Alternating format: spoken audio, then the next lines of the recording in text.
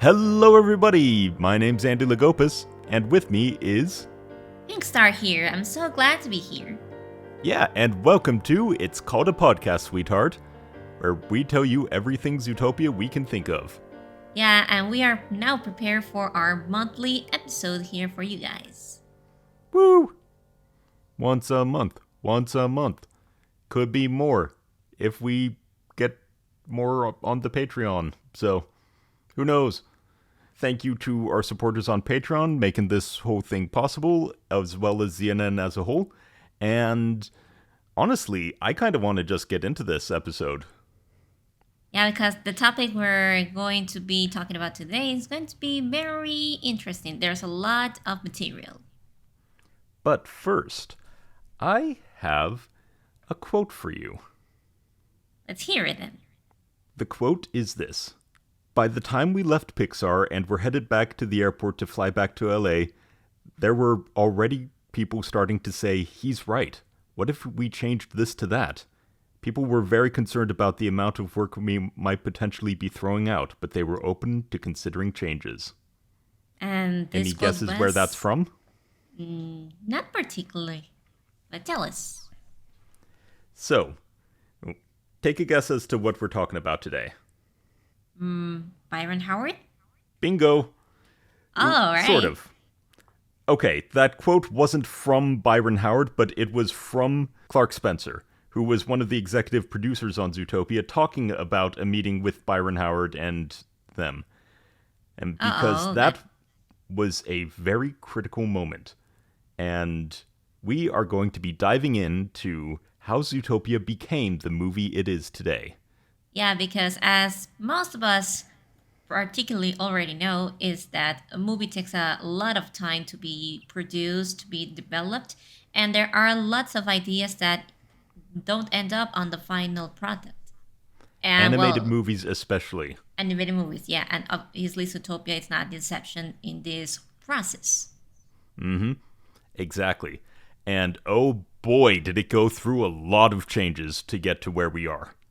How much do you know about the previous versions of Zootopia? Because this movie was in production for 5 whole years before it released. Yeah, because practically this movie became, its production started almost a bit, what was it? 2011. 2011, right before the Tangled movie was already released and everything. Yeah. Which is the last project that Byron Howard was director. Exactly. He went straight from Tangled straight into Zootopia. Yeah, because the first original idea, is that Byron Howard, one of his favorite movies, if not his favorite animated movie, is Robin Hood. It's also produced by Disney. And, he did have this idea of making a new movie with anthropomorphic animals. Yes. Because there has been, for that time, there has been... we can say that Chicken Little was an exception, but, we do not talk about Chicken Little. Exactly. We do not talk about Chicken Little. That was an abomination that does not exist. It is not part of the Disney canon, no matter how much it physically does exist. Well, leaving that aside, technically it had been a long time since there had been a movie specifically about anthropomorphic animals and no humans involved. Yes, it had been quite some time since then, and there was new leadership at the studio. John Lasseter and Ed Catmull had been brought in from Pixar after Disney acquired the studio. And after Princess and the Frog and Tangled and such, the people at the studio were a lot more comfortable with them and their style and were open to a lot more ideas. And Byron Howard brought this idea to John Lasseter, who loved it. And then came the first ideas of how to create this new movie with anthropomorphic animals. And the first idea was basically having a spy rabbit. Yes, it started out as a spy thriller, of all things, called Savage Seas. And it featured very different characters. So, are you familiar at all with Jack Savage? Yeah, he was basically the prototype protagonist for this movie. Exactly. He was a jackrabbit with white fur and sort of zebra stripes along his cheeks and his ears. It's very iconic picture, very spy thrillery. But that character morphed over time into Nick Wilde. If you look in the art book, is in the exact same pose as Jack Savage, but looking slightly differently. He's a fox now. They did keep the bunny and fox duo, though, because Jack Savage initially also had a partner, an Arctic fox. Any idea what her name was? Sky. Incorrect! Really? Well, that's the popular name a lot of people have. Yes. So, this is interesting. So, there is a piece of concept art out there somewhere. I don't know where exactly, but it has this character with a toolbox that says Sky on it somewhere, I believe. But that was not the name that they called her. I had the opportunity to speak with Byron Howard directly back in 2017, and I am hoping that there is a statute of limitations on this stuff, because I do not remember if I had to sign an NDA or anything like that on what he told me. This is all old stuff, but the name of this character was... So yeah, that was her name. Okay. So but yeah. Still, the popular name for amongst Zootopia fans is Sky. Precisely what you mentioned of this drawing where it says Sky on the toolbox. Yeah. Though when we interviewed him in 2017 for ZNN, which you can find that article on our website, he didn't even recall that he had done that, so he was confused when I referred to her as Sky, but it was fun. We got to know the real name, which is... So, the idea from the beginning, though, was this dynamic duo of a rabbit and a fox.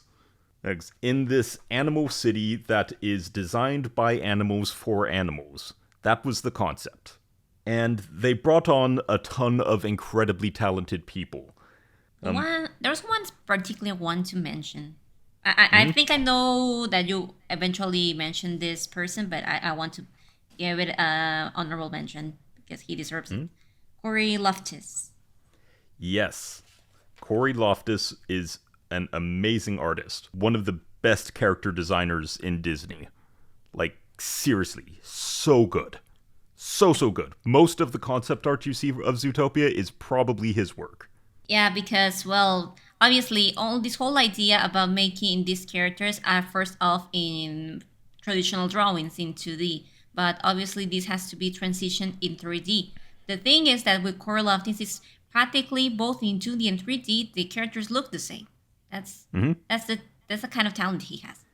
Yeah, exactly. And there were all sorts of characters from this original version that did not make the cut. There was a pug. In the final movie, there are no dogs. Because domesticated creature, you know? There are wolves and other things, but there are no domestic animals. So the cat, Hugo, also out of the picture. I mean, I'd say that Clawhauser has a lot of similar features to Hugo. Also, there was a very cool cheetah, like ambassador, I want to say, a tiger villain, and another cheetah with a sleek motorcycle. All sorts of cool characters. A hyena and a lion on a chain. It was neat. There were some very interesting characters in this original concept, but none of them made it past this original version, which was first called Savage Seas, but then as the story took on less of a globe-trotting style and went more focused on the city of Zootopia, it got changed to Savage City. And as stories tend to evolve, it changed even further. Tell me. From a spy adventure to something totally different. Exactly. But the whole time, this main character was the slick conman spy sort of thing very James Bondy, but once it left the territory of Jack Savage and became Nick Wilde, that was when the movie itself started to be called Zootopia. It had its same concept about all mammals practically living on the same society, if we could call it. Yeah, technically. Yep, it did. But now it was a crime story, sort of.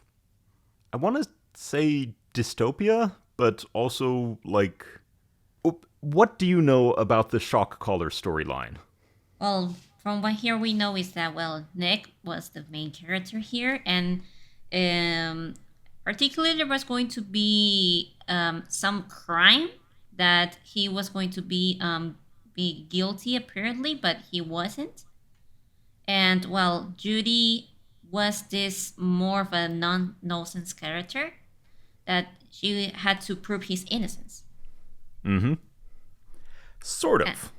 And well, so this and the whole we call it side story about the Zootopia societies that predators had to wear collars to prevent them going savage. Like when they're coming of age, predators had to wear this collar, so they could keep living in harmony with the prey animals. But this is something that that predators for a very long time have been presenting, that they're not able to be completely free. Buckle up, boys and girls. It is story time. Because there is a channel on YouTube named David, D-A-V-V-I-D, Dave Vid, I guess.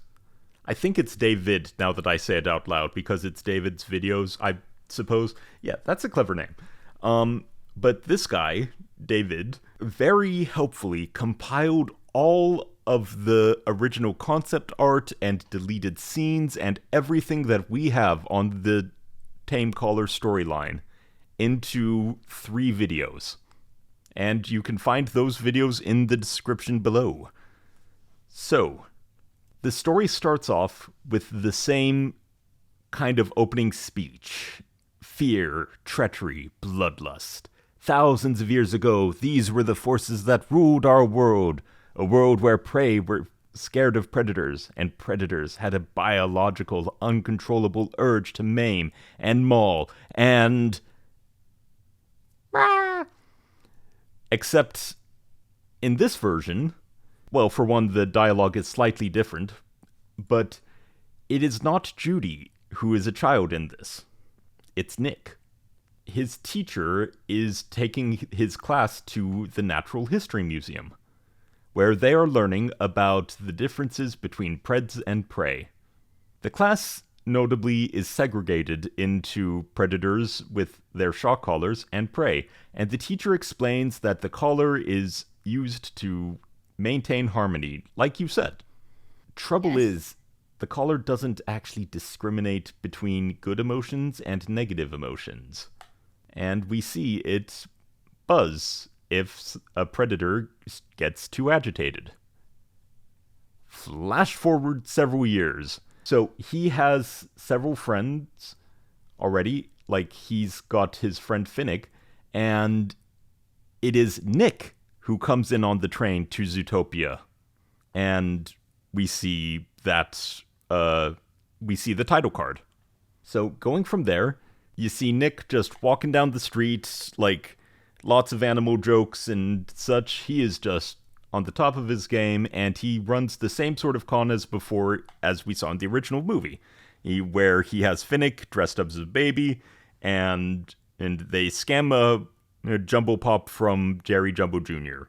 And in this part, it has a funny bit where Finnick is getting really, really mad that he is being forced to, like, dress up as a baby, and Nick says, "Careful, you'll buzz yourself," and he's like, "I am wearing a diaper!"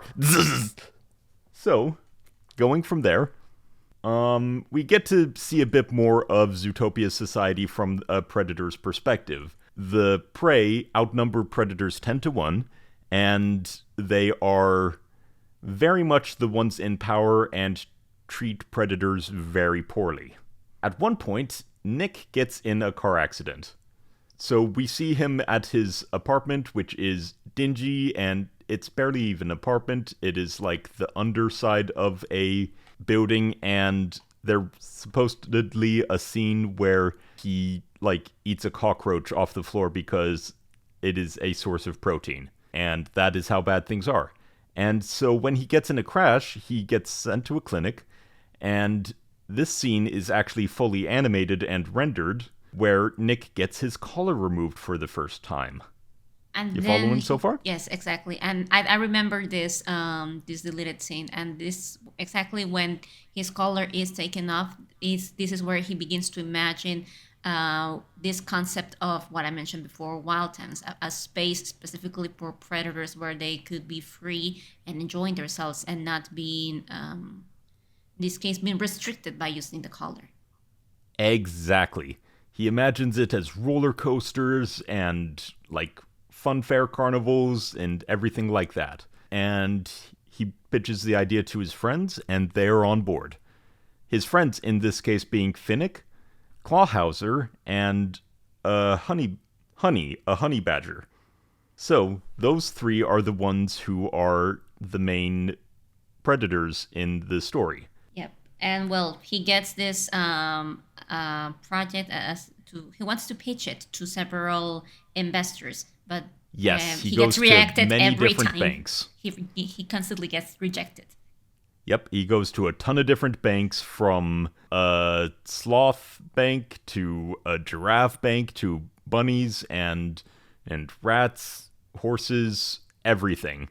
Even hippos, where they basically tell him, "Oh, we can't loan to someone with no credit." And he's like, "I can't get credit if I don't have loans." And this was all voiced by Jason Bateman, too. Like, it was pretty far along in development. And then he goes to Tundra Town and makes one last pitch. Not to the bank, but to the mafia boss, Kozlov. Curiously enough, here in this scrap version of the movie, Kozlov had a voice, because if we all remember from the movie, he technically never speaks. Yes, exactly. He was what would become Mr. Big. And they kept his model as the giant bear holding Mr. Big in the final movie. Yeah, he's just one of his bodyguards. Exactly. So from there, he gets the loan and he opens up Wild Times. He gets the building, he gets the place, and Byron said that they were very sad to see this go because they had it fully rendered. Like, they had the entire thing built up and they couldn't use it anymore, which was one of the sticking points when they had to make the switch. Essentially, there's Wild Times on the ground, and then up above it is this overpass of sorts. That's what I was going to mention, that practically Wild Times is an underground business, because the facade for this theme park is as a normal clinic where you can go and check your health and everything, but it's specifically for predators, where they can take their collars off and enjoy themselves in this park. Exactly. So Nick makes a fake clinic, like predators only, where predators can come and get their collars taken off, and then they had a secret passage in behind the clinic where they would basically take a slide down and bam, you're in Wild Times. And it was really, really fun. Like, there were all sorts of rides, the roller coaster, like ball pits of yarn for the felines, all sorts of fun stuff. And here's where Judy appears finally in the story. Well, actually, she made an appearance earlier. Remember how I said that Nick got in an accident? She was the officer that gave him a ticket. Yeah, well, we can say that, well, her appearance was a bit brief, but here she has a more of a presence, where she goes to the clinic to inspect that everything's on order, because she is suspecting that this place is not exactly what it seems to be. Well, yes, she'd been assigned to investigate it because there was an unusual amount of activity here for obvious reasons. And Nick manages to talk her out of it like, oh, well, what? There's lots of predators at a predator-only clinic. Who would have thought? And he flashes his degree, which is complete fake, but it looks legit enough to fool her. And basically, like, he brushes her out and, like, pushes her along and gets her to move along. Except she doesn't. She stays and stakes out the place a little bit, and when she investigates further, she stumbles into Wild Times. But she doesn't report it. Well, at least you don't realize she reported it. So, one thing about Wild Times is Nick has his office, and he observes the park from it. He gets to his office, and there is a wolf sitting in a chair with a loaded gun. He gets shot. Shoots him, and he starts going savage. In this version, it takes a while for him to go fully savage. Like, it does not look fun. It looks like a very painful process, and Suffering. I'm sorry if I'm accidentally, like, taking some of the words out of David's mouth, but there's no other way to describe it. It looks painful. Basically, he goes on a rampage, and when he comes to, he's been captured by police who have raided the place, and he is being, like, forced into the back of a police van, and with press all around going, see, this is what happens when a predator is off their collar. They go completely savage. They go wild and insane and attack anyone because they're not wearing their collars. And it is at that point, well, Judy is the one who is responsible for bringing him in, per se. Yeah. And Nick Wilde being Nick Wilde, he manipulates her into giving him a brief, like, he basically tricks her into giving himself an opportunity to escape, and he books it. He jumps off the ledges of the ZPD, and Judy is in hot pursuit. Well, Nick, being a sly fox as he is, he decides to take a route that nobody would expect him to, through Little Rodentia. And then she continuously goes after him. Yep. Trying so to the chase scene catch we him saw again. Yes. So the chase scene we saw with Duke Weaselton was originally going to be Judy chasing Nick. Yep. There are some also deleted scenes with animation reels of this chasing scene. Mm-hmm. Well, the only difference is Nick gets away. And we have an awesome, animatic based on the storyboards that Chris Hubbard did. And, well, we've shown them off on ZNN before, but... It's a news montage. Yes, it's a news montage where we get to see the first iteration of ZNN. Woo! Not biased at all. Woo woo, news. Yeah. And here also there is the original, scrapped appearance also of Gazelle. Yes, Gazelle is in this scene. She makes a statement, and then we're introduced to Mayor Swinton. She's the character that Dawn Bellwether becomes. Or who becomes Bellwether, you know? And Judy makes a statement saying that, Nick, wherever you run, you cannot hide from me. The bunny is coming for you. And she promises that she will catch him eventually. Yes. Cut to the next scene. Nick is in Tundra Town, and Judy has actually caught up with him. Making quick work on her promise, I guess. But she handcuffed herself to him in order to drag him around, but he's kind of like 3 times her size. So he just, like, lifts her with his arm, and she's just dangling there. It's pretty funny. Yeah, I remember a picture of that, yes. Mm-hmm. And Nick... Well, he returns to Koslov for help, because he's paid off his debts and everything. Wild Times was a big success up until the point where he got started and went savage and it got shut down. But Koslov was like, us Spreads, we need to stick together, duh? And so Nick is there, and there's another funny picture of Koslov, like, talking with Nick with Judy hiding inside of Nick's hat. So she won't be spotted. Yes. Though we can assume that that does not go well, and they end up having to escape and run and hide and they end up chained up together, and Nick manages to pick the lock and escape. And this is where we met Morris earlier in the story. I skipped that part, but this is where we come to the taming party scene. Do you know anything about this? Yeah, I do know.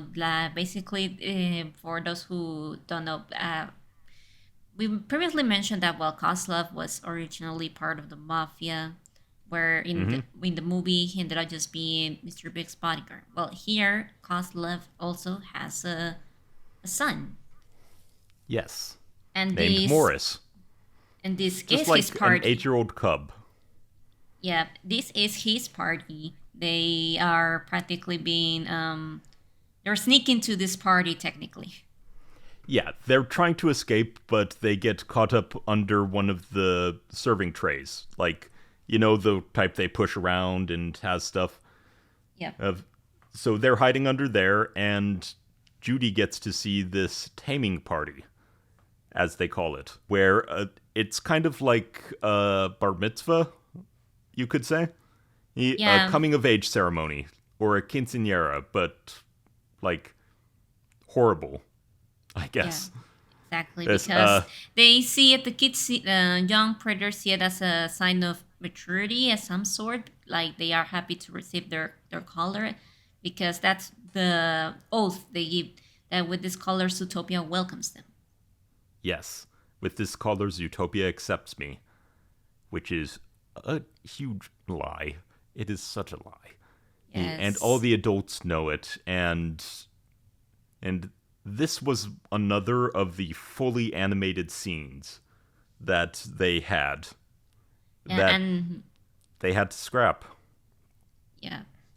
And in this party, Judy gets to see the predator side of what they experience.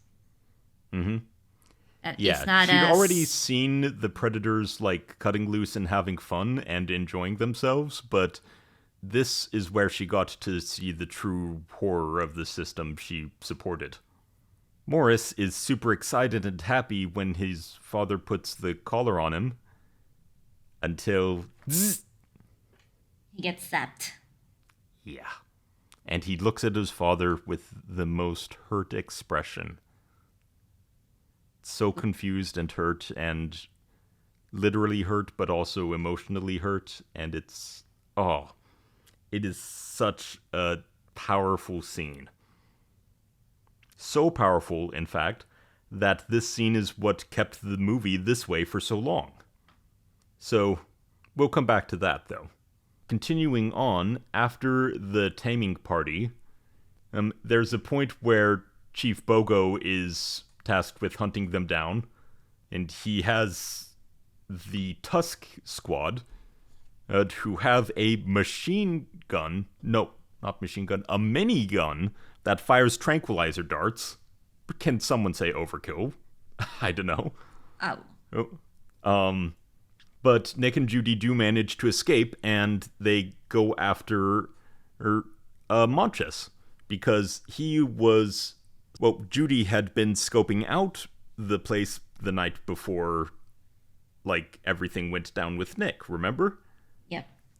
So she had been taking notes on all the cars coming and going, and the people coming and going, and she saw this wolf get into this cab.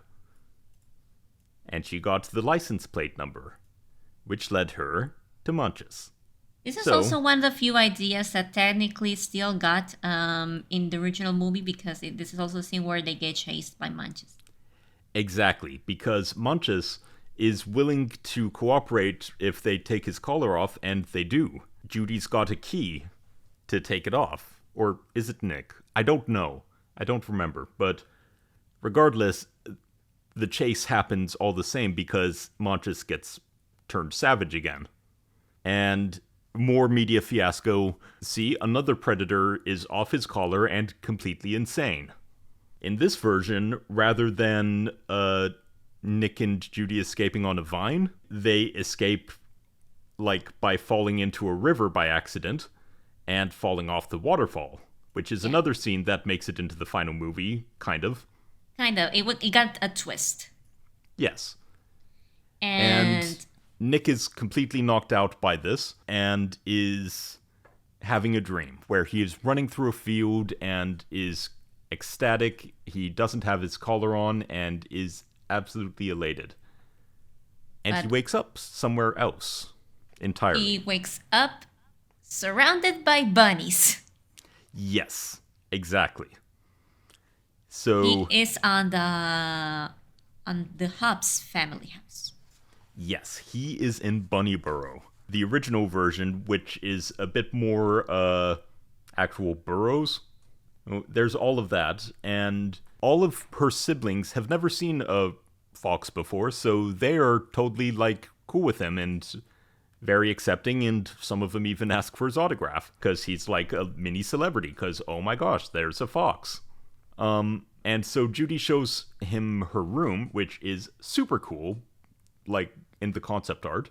So much just clutter and junk and police memorabilia and stuff. And she connects the case to a bunch of predators that had gone missing. So they put a bunch of pieces together. We don't know too much about what happens at this point, but eventually they go to the Oasis Springs Hotel. Is that the correct name? I want to say it is I think so. The Oasis Hotel, I want to say. I think there's. I'm also the checking Palm the Hotel current... and Casino.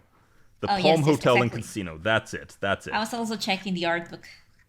Yep. And this is another space that was completely like designed out and like fully figured out and everything that never made it into the final movie. You pass by it on the train in the way into Zootopia, and that is it. Yeah. So it's a shame, but it acts as a very cool piece of world building now. Well, they go up to the penthouse where they believe the wolf was staying, and they discover that it was where the wolf was staying, except it wasn't actually a wolf. It was a sheep in wolf's clothing. They go from there, and they make their escape from there after having made that discovery, and figuring out, like, hey, this is where the missing predators are being kept. Something happens between them. We don't know exactly what. Swinton, like, monologues a bit. And, well, Nick has a flashback at one point to his time with his father, John Wilde. Who also had a business in mind. That was called Zootopia. Yes. Wilde and Sons Zootopia. He was a tailor. He wanted to make suits and such, and eventually he was able to find a place, but it was in, like, the worst part of town, in this old rundown building, because, just like Nick, years later, he couldn't get a loan from anyone either. So sad to see story repeat itself. Yes. Very tragic. But Nick and Judy go and find Nick's friend, Honey Badger, or Honey, the Honey Badger, who is a big conspiracy theorist and believes, like, the sheep control everything and, like, all sorts of wacky, wild stuff turned out to be true. It's always annoying when your conspiracy theorist friend turns out to be true, isn't it? Like, turns out to be right. Yeah. Anyways, they go from there and they hide in her bunker and make a plan where they will reveal to the world what the Mayor Swinton's plan was at the Animalia Stadium during the Gazelle concert. They discover the missing predators. There's an epic scene where Nick is like swinging on a vine and Judy is holding on to him, an inversion of what we get in the actual movie. And then Nick takes his collar off and gives a speech on the stage, only to turn around and see Gazelle's backup dancers, the tigers. They've gone savage. Dun dun dun. And then Nick also gets darted again. and goes savage again. On stage in front of everyone. But this time, his instincts do something totally different. And he protects Judy from the tigers. Yeah, and something completely that goes technically for in the context of the movie, it's out of his nature to do something like that. Exactly. And it really impresses the whole crowd. And they're like, oh, we should abolish this system because it's clearly, like, not working or something. And it's not clear exactly what happens. Nick and Judy hug, like, all sorts of stuff happen, something or other, but presumably Wild Times opens to the public because it no longer has to be a underground pred-only thing. And yeah, that's what we have about the Tame Caller story. Yeah, that was basically the original idea for the movie. But technically the movie was almost already finished, from what I remember. But there were some screening tests, and the reviews from the screening tests were mainly negative. Like, they really people didn't get engaged with the idea of the movie. They thought it was too depressing, too sad, too dark for Disney. Yes. So, well, not exactly. Not actually what the case was. Disney's gone darker before. Remember The Hunchback of Notre Dame? Oh, yes. Like, this wasn't too dark for Disney. But the problem was this. And there's an excellent section in Creativity Inc. by Ed Catmull, the founder of Pixar. In the expanded edition, which came out last year, I believe, he goes into detail on what happened with Zootopia. Okay, so here's the quote from Clark Spencer, one of the producers on Zootopia. We were trying to figure out, how do we get people to empathize with Nick? And we kept redoing the opening of the film. We kept getting the same note from the Story Trust. They were having a hard time rooting for him because he was such a jaded con man.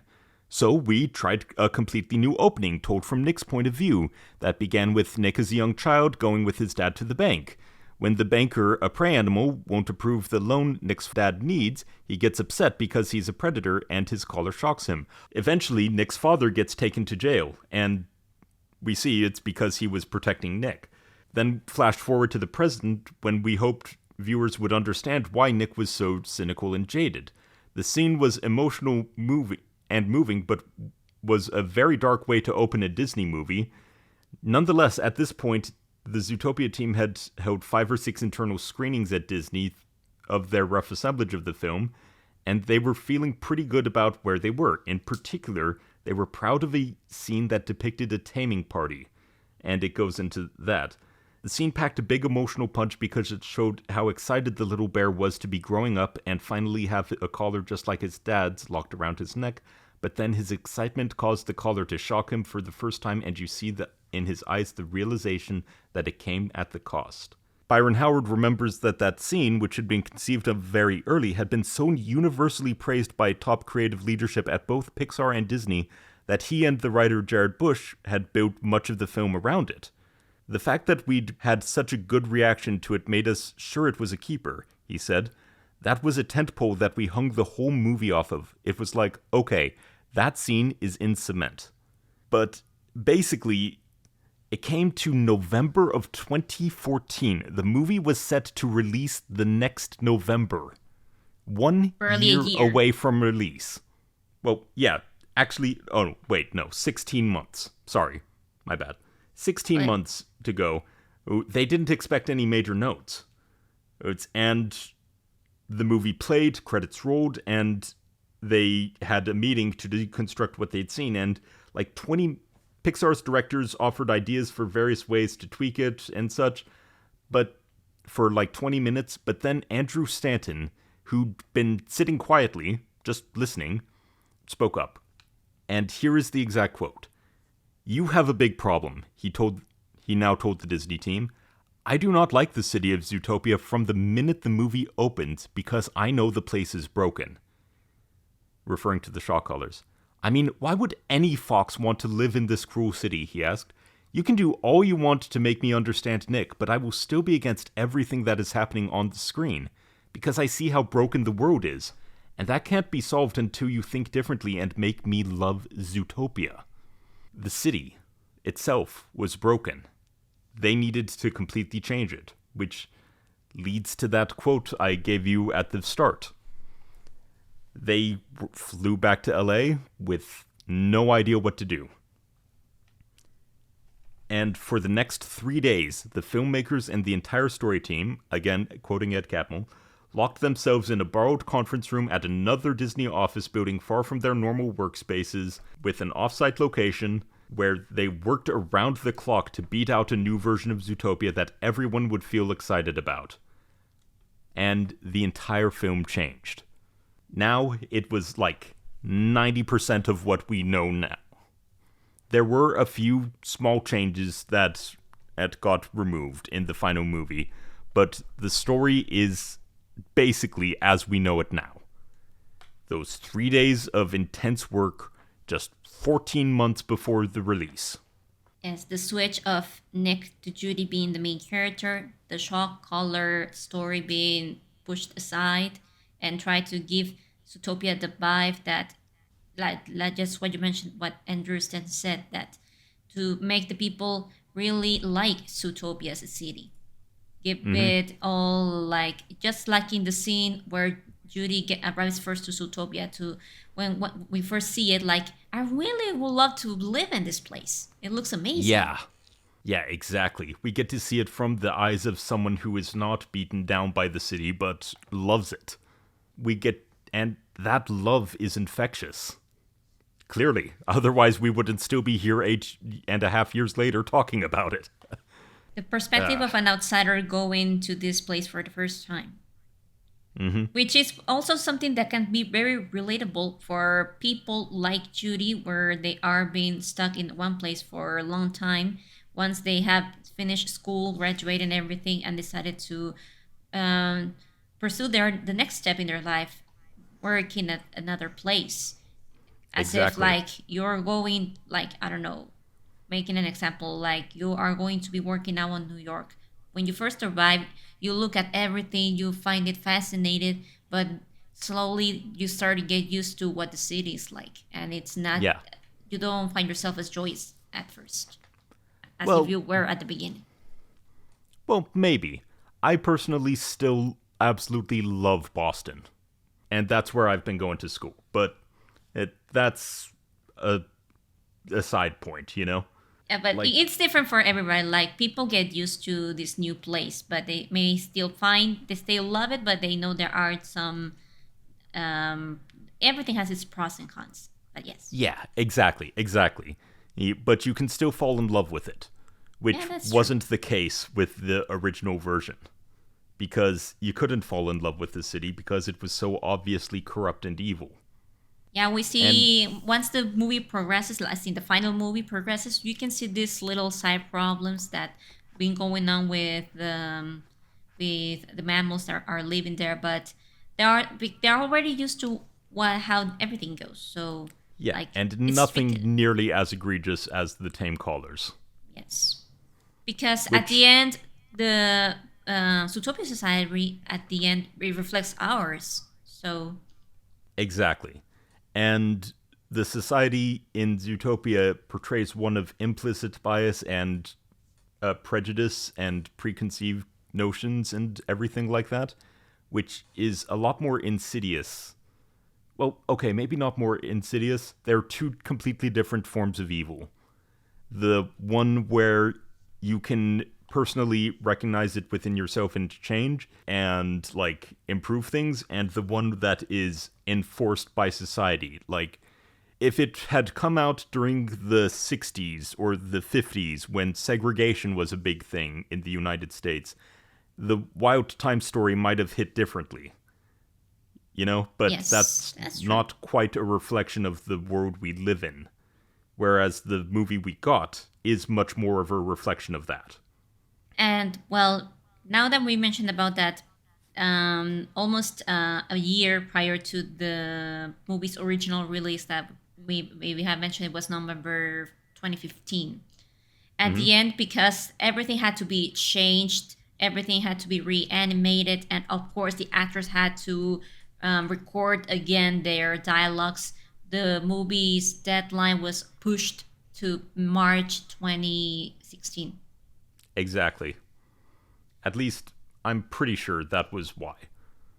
Yeah, So, it's almost like confirmed, kinda, that it was because of that.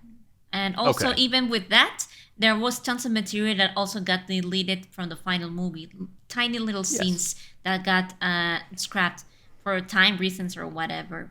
But there have been Yeah. some animation reels that have been released by some of the animators that work on the movie. They have released it both on YouTube and Instagram, where you can check out how the whole process of using reference of posing in real life, and then draw the characters over using the Yeah, expressions of rotoscoping. as a guide, And so using they it as references. Yep. yep, exactly. And there are lots of scenes that were recorded like this. Also, some scenes also got rewritten many times. For instance, the first time Judy and Nick meet at the Jumbo Pops Jumbox. Yeah. What's it called this business? Yeah, Jerry Jumbo's ice cream parlor. Yeah. Yeah. There's a deleted version where they are trying to pull, this hustle of Fennec being Nick's kid to try to get a giant jumbo pop, but he makes it so obvious that he is trying to get his way with it, and they also portray Judy in a very naive way that it's it's very different from the It's Judy very we see. obvious what he's doing. Yeah, he tries to come up with lots of excuses to try to get the jumbo pop for free, not paying it. Like in the final version we see on theaters, it's more we'll call it. It's more him messing with Judy specifically, and not like It's not too obvious. yeah. Not too on the nose. Yeah, whereas in this version he was like giving a speech about pachydermy philia or something like that. I don't know what it was called, but basically something where he was like, yeah, this kid thinks he's an elephant and is going to be one day. Whereas in the final movie he's like, he loves all things elephant, wants to be one when he grows up. Who am I to crush his dreams?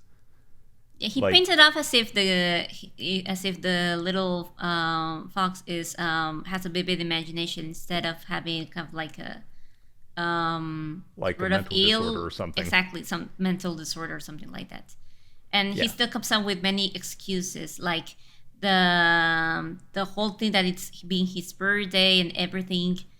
And He still does that all in the final version, but he's a lot more obvious about it. Yeah. He tries to go more. He's more fluent with this excuse. Exactly. And this version also had a different opening scene where rather than there's still Judy being in the stage play and such, but it's more of a musical number, and her class, it's at a class thing rather than a fair. And Judy goes out and rescues one of her cat classmates who's gotten himself stuck up in a tree and is scared of heights. And then a police officer comes by and gives her a junior ZPD badge and basically inspires her to become a cop. Whereas in the final version, you can see, oh no, Judy has always wanted this and she is just dead set on it from the get-go. Most likely from too much TV. Yeah.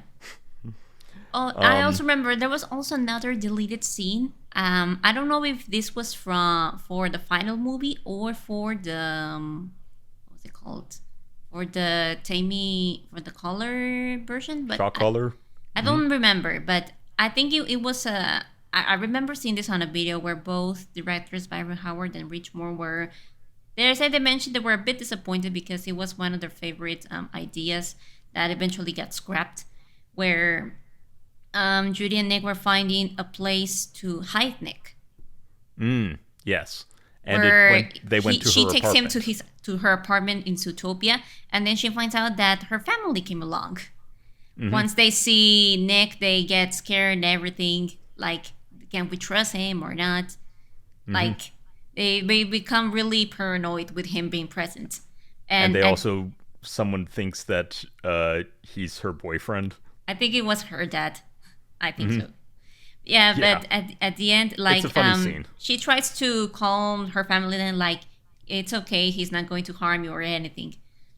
But at the end, they needed to find another place where they can. Well, I don't remember if it was also for Heine, but also trying to solve the mystery because her mom also mentioned something that is going on the news, and also Nick also defends Judy in front of her family. Yeah, exactly. And there are a few other like tiny deleted scenes here and there, like the Judy calling her family afterward, like after her first day, and she's in a pink shirt rather than her meter maid uniform, which actually leads to like little blink and you miss it animation error when she's looking in the microwave at the carrot. Oh yeah, she has a shirt in the final movie. Yeah. And you get a funny exchange with Judy's mom and her grandpa or great-grandpa or great-great-great-great-great-grandpa or whatever. Yes. Or going, foxes are red because they were made by the devil. Yeah, and it's it's silly. There's another deleted scene where she is told to look up the license plate at Higgins' desk, I want to say. Oh yeah, this is at the CPD where she asks Lockhauser for her where she can look for the plate, and when she finds the information, like she finds out it's that an elephant's computer. An elephant's computer, and she tries to hop all over the keyboard so she can write the whole license number. Yeah. And when she sees the evidence of what's it called? I remember Mr. Otterton making contact with Nick, and then because this is the day after she first met him, and she was like, why it had to be him? Yeah, exactly. Just little scenes that were either cut for time or just didn't quite fit the whole movie exactly. So yeah. I believe that is all the deleted scenes we know of, at least that I can think of off the top of my head. I remember some a bit more. Like there was a little scene. Well, I don't know if you have seen this one, where it's at the Fru's wedding, where Mr. Big talks about Mr. Arterton being attacked by munches. Mm-hmm. Oh, no, at the end, where Otterton attacked Manchas, yes. Yeah. I got mixed up. But yeah, he gives them the address at the rainforest, and there was this little scene that got cut where Mr. Big first refers to Nick, and then he mentions that Judy is going to be a great cut or something. And we see him making kind of like a sour face or something. Mm-hmm. I don't remember. It was such a tiny scene. I had to look it up, but yeah. Yeah. It was also almost fully animated. Right. Because it was pretty late in production, and most of these scenes were at that point. Yeah. Any others that you can think of, or?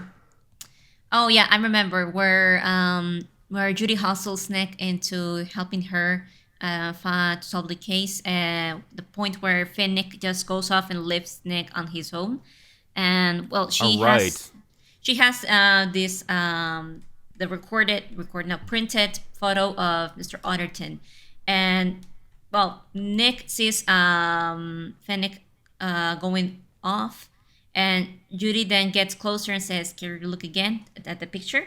And and Nick's like, "Ugh, okay, let me see." Yeah. There's another one where there is a version of the Mystic Springs Oasis where Nick takes his clothes off. Yeah, there's a version of nude Nick somewhere. So, make of that what you will, fanfic writers. And well, technically, well, okay. It's been 8.5 years. Everyone has made of that as much as more than they will. No, but I was going to mention that technically the Zootopia teaser trailer does feature that, so yeah. Well, okay, yeah, you know what I mean. You know what I mean. He was messing with Judy and like. No, I know that, but just saying that technically Yes. we did say that.